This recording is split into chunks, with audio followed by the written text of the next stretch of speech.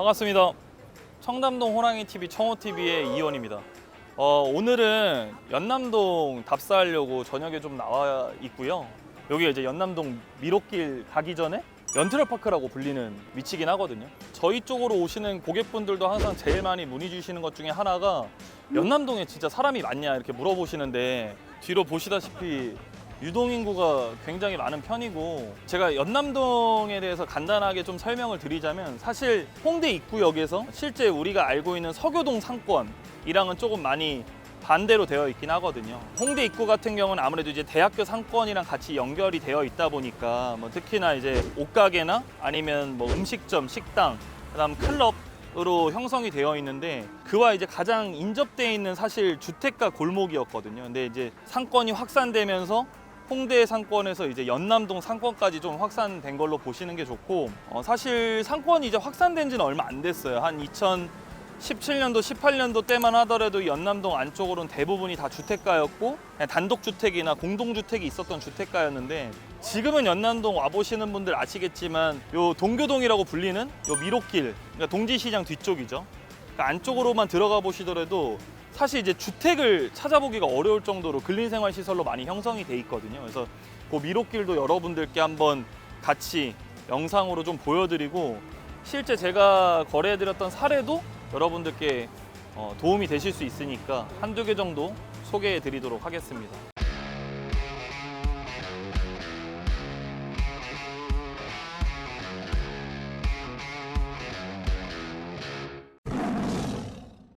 네.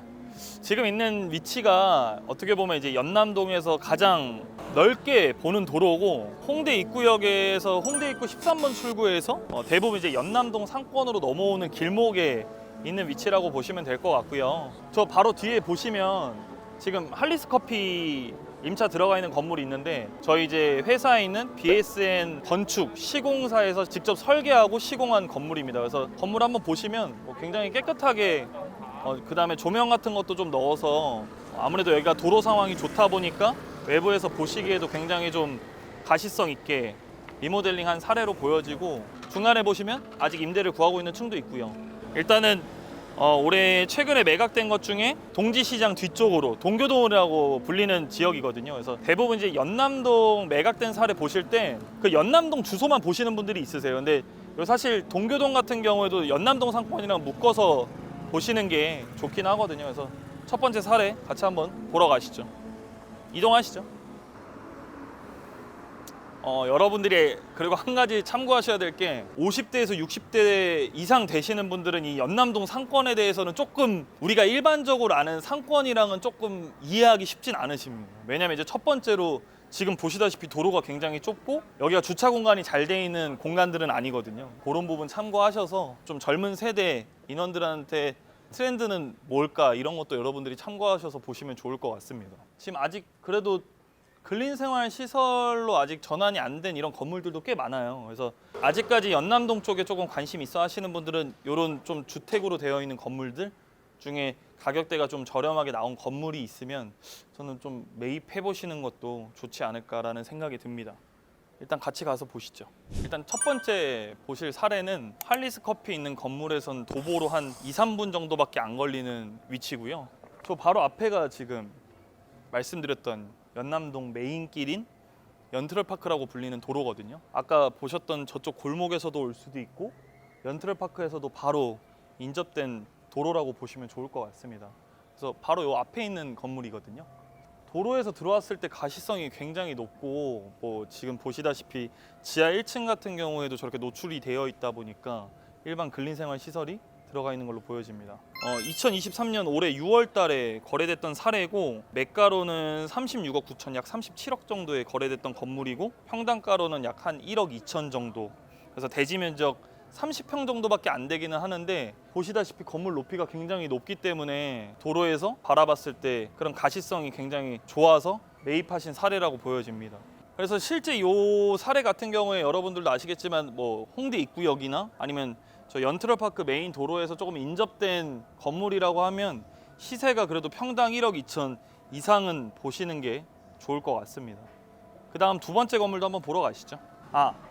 그리고 대부분 이제 연남동 상권에 오시는 분들이 많이 궁금해하시는 것 중에 첫 번째가 이게 주택으로 썼던 건물인데 그러니까 외관에서 봤을 땐 주택처럼 보이더라도 실제 보면 이제 근린생활시설로 쓰는 경우들이 많거든요. 근데 그 첫 번째로 말씀드리면 일단 연남동 같은 경우에는 보시다시피 도로가 굉장히 좁습니다. 그래서 공사를 진행할 때 그런 불편함도 있고 이렇게 연남동에 임차 들어와 있는 임차인들을 보면 쪼개서 쓰는 임차인들이 많거든요. 그러면 실제로 주택으로 썼던 건물이다 보니까 뭐 신축해서 하는 경우들도 있겠지만 주택 형태를 그대로 유지하면서 공간 분리만 잘 하면 그래도 임차인들이 많이 들어오거든요. 뭐 다른 지역에 비해서 그런 장점이 있다 보니까 뭔가 리모델링 형태로 많이 활용을 하는 것 같습니다. 가장 중요한 거는 주택을 부시는 것보다 리모델링 하는 게 아무래도 여러분들 나중에 추후에 양도 차익에 있어서도 분명한 이득이 있다 보니까 그래서 리모델링들을 많이 선택하시는 것 같습니다.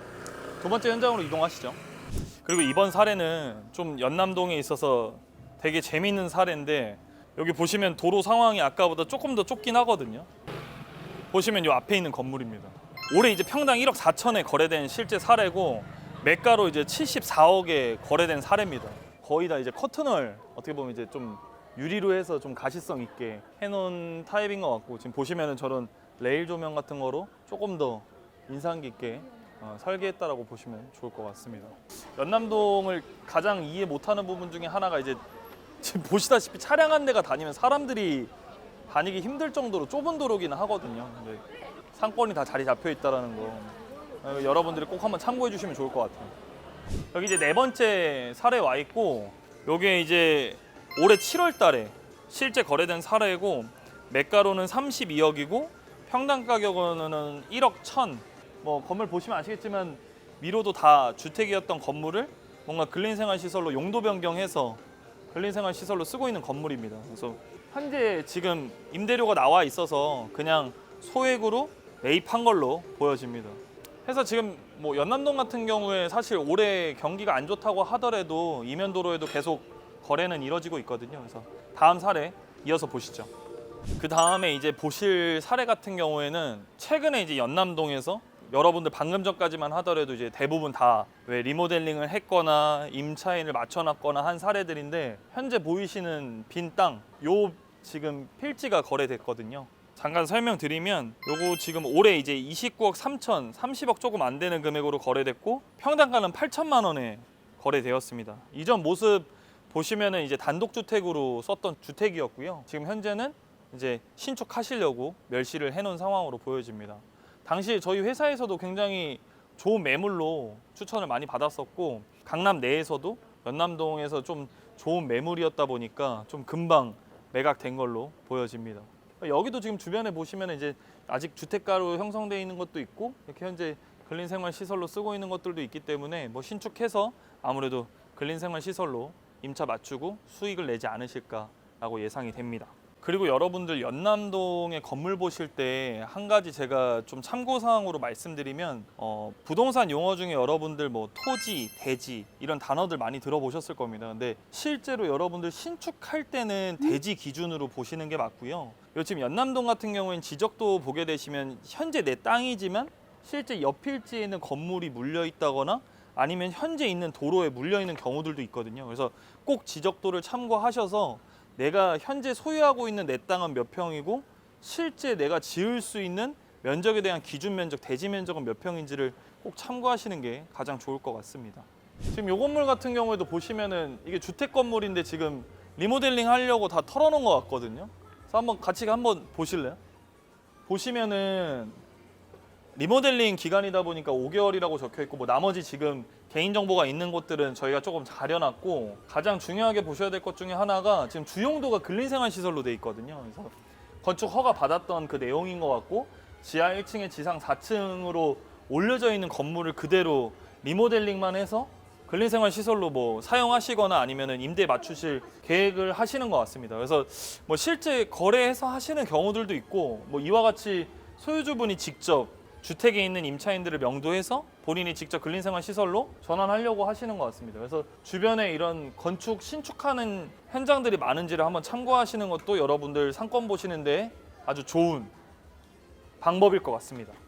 일단 쭉 걸어왔는데 여러분들 처음에 제가 시작했던 그 연트럴파크 그 위치에서는 이 미로길이라는 길 안쪽으로 쭉 들어와서 요 지금 뒤에 보시는 게 여기가 이제 동진시장입니다. 그래서 전에는 안에서 이제 이렇게 자판 같은 거 깔려 있고 액세서리 같은 것도 많이 팔고 저 대로변 쪽으로는 실제 식당가들이 자리 잡혀 있었거든요. 근데 동진시장 같은 경우에는 이제 실제 멸실하고 이제 다시 신축해서 지상 8층, 지하 3층에 지상 8층짜리 건물로 새로 신축될 계획이고요. 2025년을 완공으로 계획하고 있습니다. 그래서 이렇게 좀 대형 건물이 들어오면 이제 대형 좀 프랜차이즈가 들어오는 경우들도 많거든요. 그래서 동진시장이 어떻게 바뀔지 여러분들도 한번 참고하셔서 보시면 좋을 것 같습니다.